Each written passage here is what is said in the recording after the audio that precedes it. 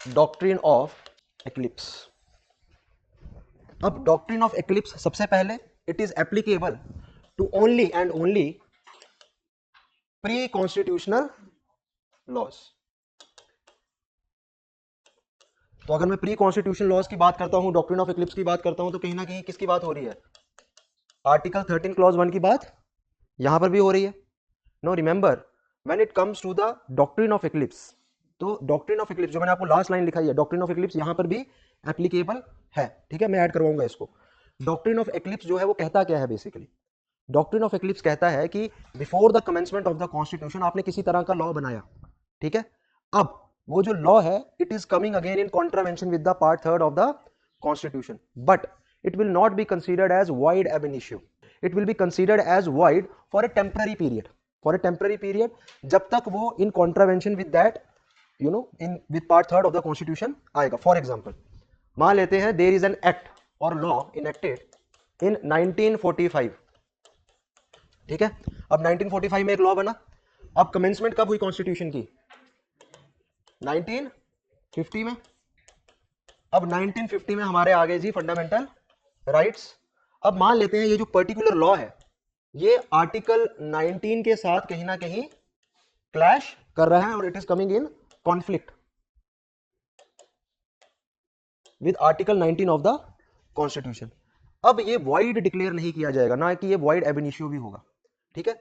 ये dormant state में चला जाएगा, ठीक है। So this law will be put into the dormant state, मतलब इसको सुला दिया, चादर डाली और छुपा दिया, एक्लिप्स कर दिया इसको, ठीक है। अब आगे जाके टाइम के साथ मान लेते हैं 70s में, 80s में, या अभी रिसेंटली क्या होता है कि ये जो आर्टिकल 19 है इसमें कोई क्लॉज जो है उसको चेंज कर दिया जाता है, उसमें किसी तरह का अमेंडमेंट लाया जाता है। अब जब अमेंडमेंट लाए आर्टिकल 19 में और अब ये इसके साथ कॉन्फ्लिक्ट में नहीं आ रहा है, इतना समझ आया? अब अमेंडमेंट ले आया हम आर्टिकल 19 में, पहले कॉन्फ्लिक्ट में आ रहा था, अब अमेंडमेंट के बाद कॉन्फ्लिक्ट में नहीं आ रहा है। For example article 19 clause 1 sub clause F, ये किसकी बात करता था? राइट टू प्रॉपर्टी की। By the 44th constitutional amendment act 1978 ये क्या कर दिया गया? ओमिट कर दिया गया। अभी क्या है? A B C D E F नहीं है, जी है, ठीक है ना।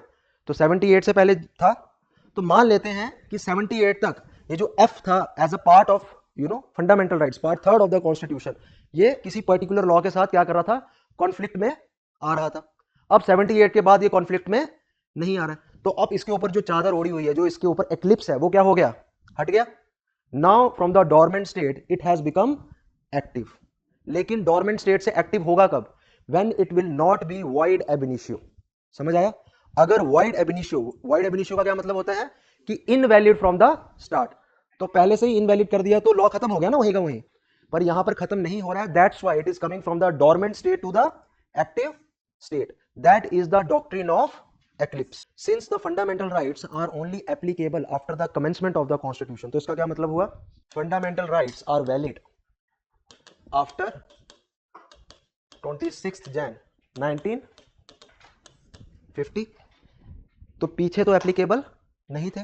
अब अगर मैं डॉक्ट्रिन ऑफ एक्लिप्स की बात करता हूं तो I am talking about the pre constitutional laws, ठीक है। अब जो प्री कॉन्स्टिट्यूशनल लॉज थे, जो भी कोई लॉ था टिल 25th Jan 1950 तक प्री कॉन्स्टिट्यूशनल लॉज क्या थे? वो वैलिड थे, ठीक है। आफ्टर 26 ऑन और आफ्टर 26 ऑफ जन 1950 प्री कॉन्स्टिट्यूशनल लॉज जो है वो वैलिड तभी रहेंगे अगर if they do not come in contravention with the part 3 of the constitution. क्योंकि अब यहां पर कौन आ गया? किसका इंट्रोडक्शन हो गया? फंडामेंटल राइट्स का। Now the two categories, one category is based upon the doctrine of severability, the second is the doctrine of eclipse, ठीक है। अब डॉक्ट्रिन ऑफ सेवरेबिलिटी की खासियत क्या है? It is applicable on the post constitutional laws also. हालांकि doctrine of eclipse is only and only valid for the pre constitutional laws, ठीक है। लेकिन वहां पर भी एक कैच है, ठीक है, वहां पर भी एक एक्सेप्शन है, हम उसकी भी बात करेंगे। एक एक्ट आया था बेरार मोटर एक्ट 1947, ठीक है। अब ये जो बेरार मोटर एक्ट था 1947, इसने बेसिकली क्या लो किया? जो गवर्नमेंट है, गवर्नमेंट के पास सारा का सारा मोनोपोली होगा या कंट्रोल होगा, कुछ भी बोल लो, तो ट्रांसपोर्टेशन बिजनेस किसी भी तरह का होगा under the Berar motor vehicle act 1947 government will have the full control over the transportation business. अब ये एक्ट आया था 1947 में। Commencement again happened in the 1950। Now in article 19 clause 1 sub clause ji last जो है, ठीक है, वहां पर हमारे पास ये फंडामेंटल राइट है to profess any kind of occupation. और सिर्फ इसका ये मतलब नहीं to profess any kind of occupation तो मन किया स्टेथोस्कोप लटकाया तो चले गए, क्लिनिक खोल दिया। You need to have the proficiency in that, ठीक है, वो बताने की जरूरत नहीं है, वो कोर्ट ने भी क्लैरिफाई किया था, क्योंकि एक भाई साहब ये भी बोल के गए थे कि मैं क्लिनिक खोल लेता हूँ, ठीक है ना, मेरा तो फंडामेंटल राइट है, तो क्लिनिक खोल के वो लोगों को मारेगा, ठीक है ना। So basically when we talk about the reasonable restrictions, ठीक है ना, reasonable restrictions again, but transportation business तो कोई भी खोल सकता है। Now the Berar motor vehicle act and the implementation is coming in conflict with the part 3 of the constitution. ये केस गया था Bhikaji Narayan versus state of Madras में। नाउ जब तक ये प्रेजेंट है पार्ट 3 ऑफ द कॉन्स्टिट्यूशन में, ठीक है, तब तक ये जो बेरार मोटर व्हीकल एक्ट है ये क्या है, डोरमेंट है, लेकिन नल एंड वॉइड या वॉइड एब इनिशियो नहीं है। So the act is still there. मान लो कल को क्या होता है, अमेंडमेंट आती है लेजिस्लेचर में और ये जो है इसको राइट टू प्रॉपर्टी की तरह हटा दिया जाता है। अब ये जो पर्टिकुलर एक्ट है प्री कॉन्स्टिट्यूशनल लॉ जो है it will again come into the picture. Clear? बात किसकी कर रहे हैं हम, प्री कॉन्स्टिट्यूशनल लॉज की बात हम कर रहे हैं, डॉक्ट्रिन ऑफ एक्लिप्स की, ठीक है। अब जब हम बात करते हैं फंडामेंटल राइट्स की, ठीक है, there are certain fundamental rights which are only applicable to the citizens. 15 हो गया, 16 हो गया, 19 हो गया, 29 हो गया, ये याद होने चाहिए आपको, ठीक है। They are applicable to the citizens only. अब मैं बात करता हूं किसी प्री कॉन्स्टिट्यूशनल लॉ की, जैसे कि क्या है, बेरार मोटर व्हीकल एक्ट 1947। अब ये एक्ट बेसिकली क्या है, डोरमेंट है, नल एंड वाइड नहीं है। और डोरमेंट क्यों है, क्योंकि आर्टिकल 19 के साथ ये क्या हो रहा है, कॉन्फ्लिक्ट में आ रहा है। अब मुझे एक चीज बताओ, ये जो आर्टिकल 19 है ये नॉन सिटीजन के पास है, नॉन सिटीजन के पास नहीं है या है, नहीं है ऑब्वियसली। अब 2 मिनट के लिए कोई नॉन सिटीजन जो है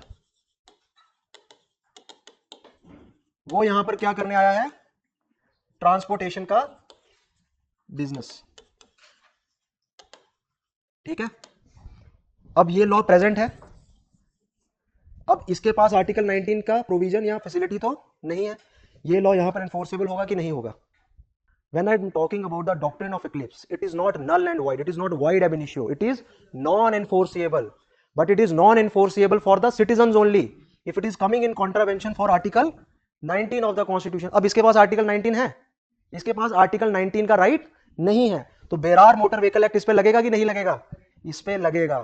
There has been the case of the Ambika mills versus state of Gujarat 1974।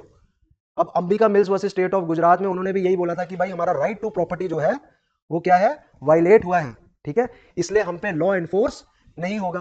Court ने क्या बोला कि अंबिका मिल्स का केस है, अंबिका का नहीं है, who is not any kind of person, Ambika mills is not any kind of citizen entity, it is a non-citizen entity, so the doctrine of eclipse is applicable on the non-citizens। समझ आया? For example मान लेते हैं कि Berar motor vehicle act जो है ये article 19 के वायलेशन में नहीं आ रहा है, ठीक है, ये मान लेते हैं आप 2 मिनट के लिए, ये वायलेशन में आ रहा है आर्टिकल 22 के, ठीक है, again it is non enforceable, ठीक है। लेकिन अब आर्टिकल 22 की फैसिलिटी इसके पास है कि नहीं है, इसके पास है, अब इस पे एनफोर्सेबल नहीं होगा। समझ आया? ये फर्क है।